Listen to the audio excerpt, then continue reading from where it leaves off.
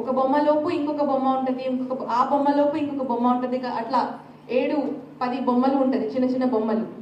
So పెద్ద బొమ్మ ఒక బొమ్మ లాగా కనిపిస్తుంది కానీ లోపల ఉన్న బొమ్మ వేరే ఉంటుంది.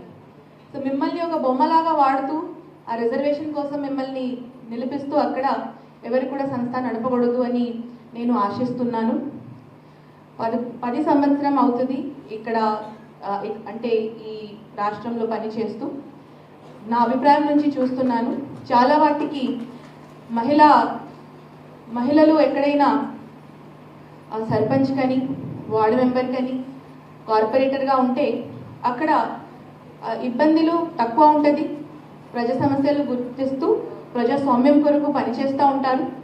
కానీ ఏ సందర్భంలో ఎక్కడైనా ఇబ్బంది కనపడే ఉంటే వాళ్ళ వెనుక నుంచి వాళ్ళ భర్త కానీ వాళ్ళ తండ్రి కానీ వాళ్ళు తమ్ముడు కానీ అన్న కానీ ఇంకా ఎవరు కానీ నడిపించిన సందర్భంలో మహిళలు కూడా చాలా వాటికి ఇబ్బంది పడుతూ ఉంటారు.